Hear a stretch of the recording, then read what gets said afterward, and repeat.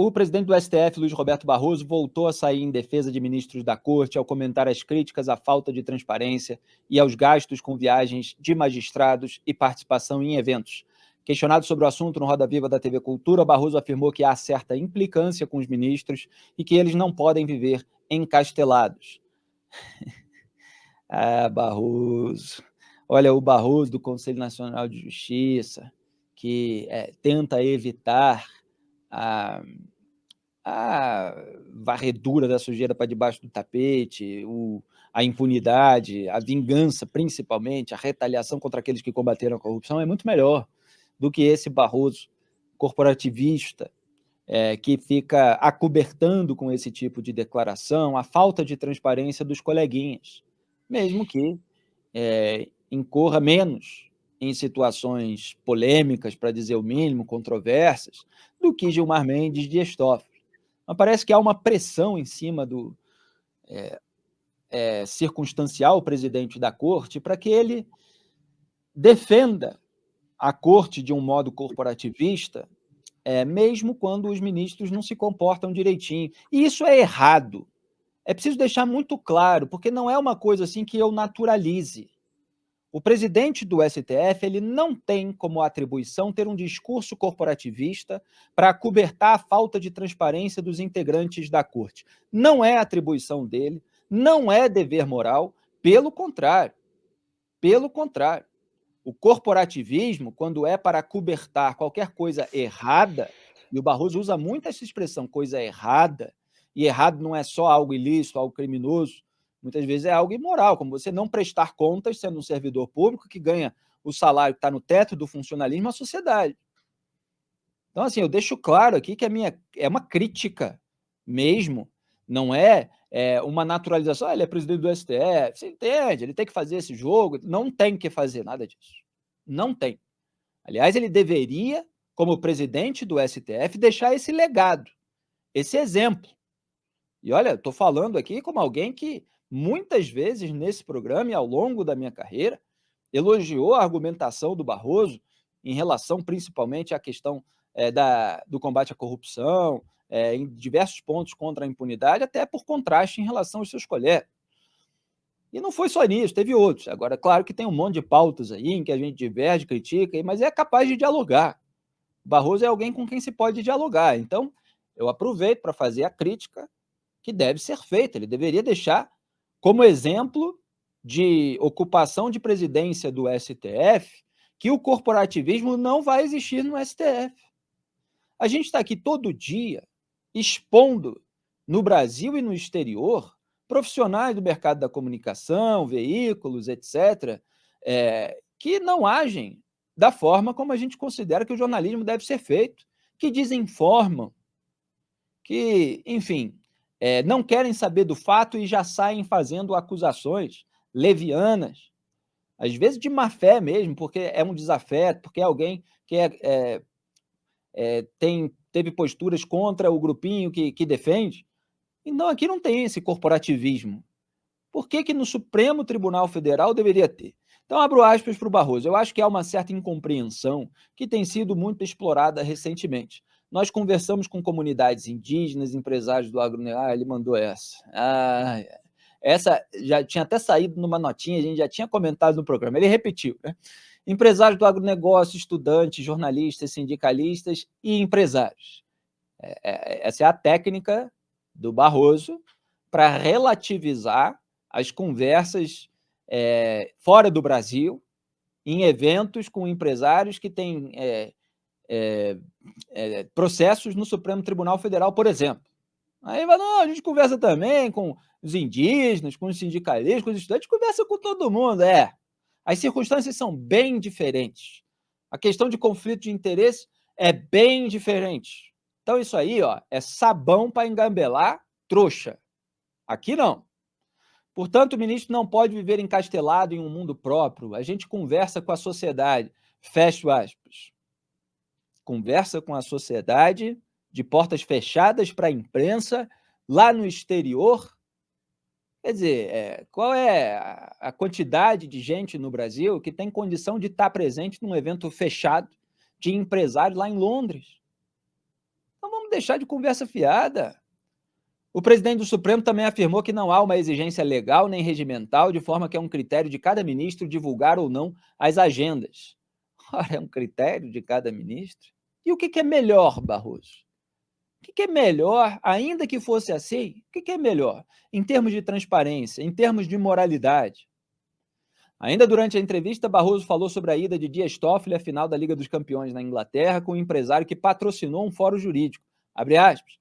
A história do camarote não foi um evento institucional, foi um evento privado. Ele foi assistir a um jogo de futebol. Ele escolheu para a vida privada dele, pelos gostos dele, de assistir a um jogo de futebol. É preciso saber se ele atendeu algum interesse desse empresário. Eu acho que, evidentemente, não. Portanto, eu acho que há uma certa implicância. Fecho aspas. Se é preciso saber, Barroso, se é preciso saber, por que está comentando? Por que está dando uma opinião? Quer dizer, a imprensa tem todo o dever de investigar, de monitorar, de vigiar, de cobrar as devidas explicações. É preciso saber se ele atendeu a algum interesse desse empresário. É verdade. É preciso saber isso. Agora, precisa dar esse discurso corporativista que ainda vem com uma alfinetada para quem vigia. Há uma certa implicância. Quer dizer, no fundo, é uma no cravo, mais ou menos, e outra braba na ferradura. Muito bem. Como a gente mostrou aqui, o STF gastou R$ 39 mil com a segurança do Toffoli durante a viagem a Londres, e aparentemente você tinha segurança lá com ele no jogo, né? Ou não? No evento privado ele não foi com segurança. Pelo menos da maneira como foi colocado, parecia que sim. Então, assim, gasto público que é pago pela população brasileira é de interesse. Se a população entende que aquele gasto está sendo feito para lazer de luxo de ministro, ora, é dever de transparência, deixar tudo muito claro. Para Barroso, quando se conversa com empresários, há sempre uma repercussão negativa, como se tivesse alguma coisa de impróprio. Tem, Barroso. Tem vários desses empresários, repito, que tem causa, que tem processo no Supremo Tribunal Federal. Alguns já tiveram. Vários dos empresários, inclusive, foram aliviados por decisão monocrática ou colegiada de ministros do Supremo Tribunal Federal e estão aí participando junto, dando palestras junto em fóruns internacionais. Um deles organizado pela família de um chefe de TV. Então, assim, é bom que a imprensa faça o seu dever, a imprensa de verdade, não é a imprensa mancomunada com o poder, de deixar claro o que está acontecendo para as pessoas. Agora, é lamentável que uma figura com toda a qualificação intelectual que tem o ministro Luiz Roberto Barroso fique aí passando pano para os coleguinhas. Corporativismo não faz bem em lugar nenhum. Carlos Grael. Exato, em lugar nenhum, Felipe. A gente estava na semana passada falando sobre os paralelos, a mórbida semelhança, como eu disse, é o nome de um filme do Cronenberg, né? A mórbida semelhança que se estabeleceu entre o STF, o Tribunal Brasileiro, e a Suprema Corte dos Estados Unidos, que também está sendo muito questionada e está perdendo legitimidade nos Estados Unidos, entre outros motivos, por causa da falta de transparência. O fato de os americanos se incomodarem com a falta de transparência da corte deles e os brasileiros se incomodarem com a falta de transparência da nossa corte mostra que este é um valor que tem algum significado, certo? Não é por acaso. Tanto americanos quanto brasileiros gostariam que as suas autoridades públicas fossem explícitas em relação à maneira como o dinheiro público é gasto e também em relação ao seu relacionamento com entidades e pessoas que talvez não tenham causas sob julgamento com eles agora, mas podem ter daqui a pouquinho, certo? Por que não? Olha só, eu fiz um artiguinho sobre a questão da corte americana no ano passado e fui ver a lista de presentes, ganhos que os ministros americanos, que os juízes americanos têm, com palestras, com publicação de livros e de artigos, e, como eu disse, também presentes. Por exemplo, uma das juízas da Suprema Corte Americana, no ano passado, declarou o fato de ter ganho ingressos para o show da Beyoncé. E não eram ingressos baratos, não. Eram, sei lá, alguma coisa como $20 mil em ingressos. Deve ter sido, eu não lembro exatamente o valor. Não leva em conta o valor, mas o fato é que ela declarou os ingressos que ela ganhou de presente da Beyoncé. E o ministro Dias Toffoli? A gente sabe se ele pagou pelo ingresso da final da Champions? Ou ele ganhou de presente esse ingresso do empresário que o recebeu lá? Com quem ele estava lá? É significativo saber isso? É claro que é. É claro que é. O ministro Samuel Alito, da Suprema Corte Americana, apanha há 2 anos nos Estados Unidos porque ele gosta de pescar. Como diria o Barroso, está lá entre os gostos dele, e pescar.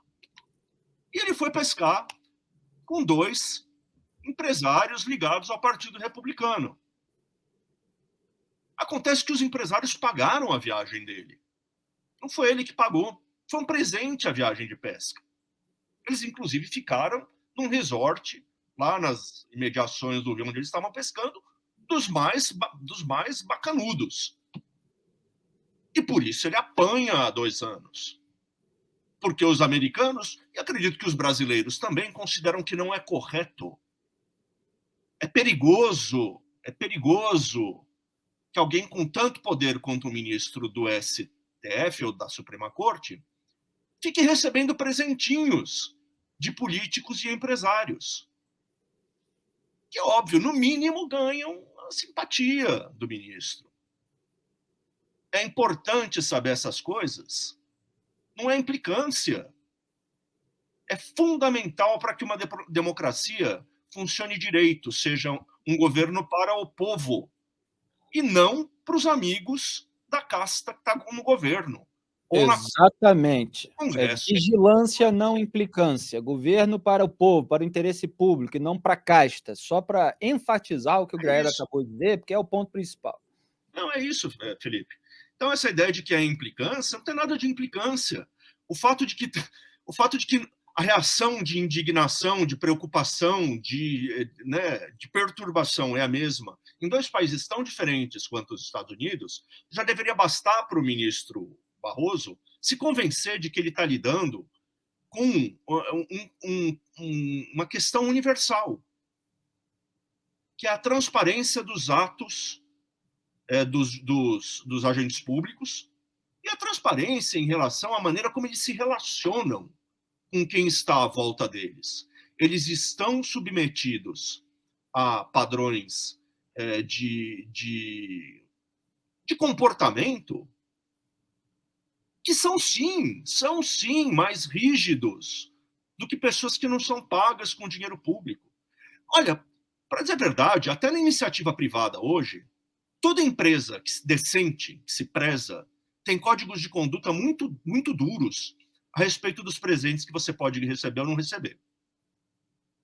Toda empresa privada, toda multinacional, diz hoje, olha, você pode receber agenda de R$20. Você não pode receber relógio de $5 mil. Não pode. Tem código de conduta em empresa privada. Deveria haver, com muito mais razão, no serviço público. E a declaração do Barroso de que não existe regra para a nossa divulgação de agendas.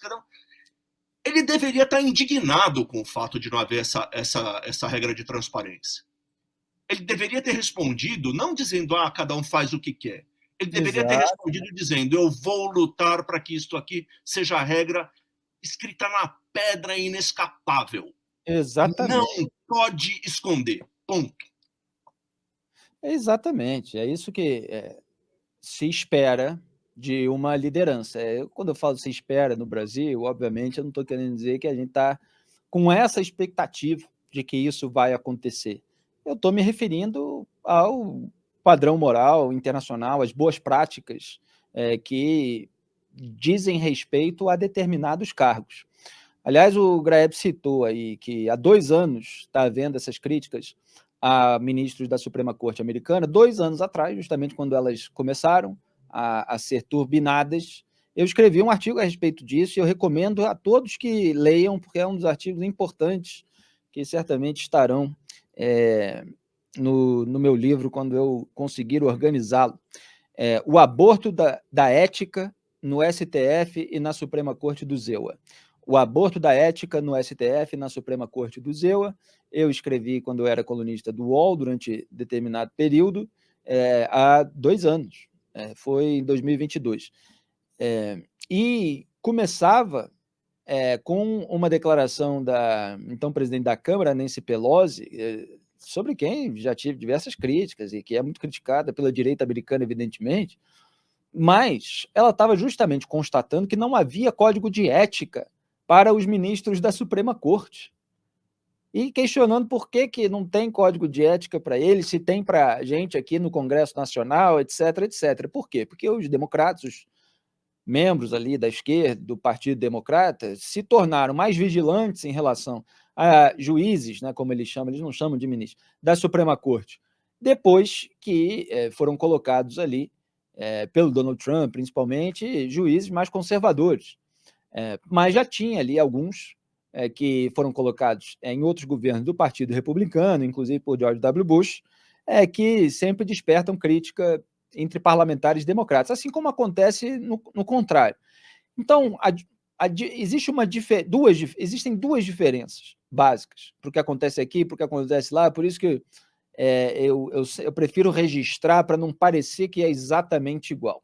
A primeira há mais parlamentares criticando a conduta de ministros da Suprema Corte e de uma maneira mais incisiva do que no Brasil, onde tem um monte de gente que tem rabo preso e medo de ser julgada pelos ministros do STF, porque eles julgam os parlamentares que têm foro privilegiado na própria corte. Então, esse é um ponto. Lá, você tem parlamentares que vigiam a conduta dos ministros da Suprema Corte. E a segunda questão é que lá você não tem essa farra da impunidade geral que aconteceu nos últimos anos aqui no Brasil.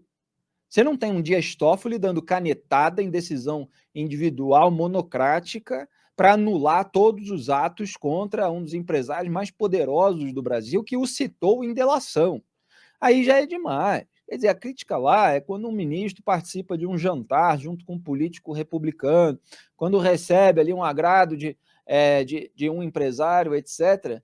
Mas não chega a essa enormidade que é a varredura da sujeira, da corrupção, da lavagem de dinheiro, de todos esses esquemas de suborno para debaixo do tapete, como aconteceu aqui no Brasil.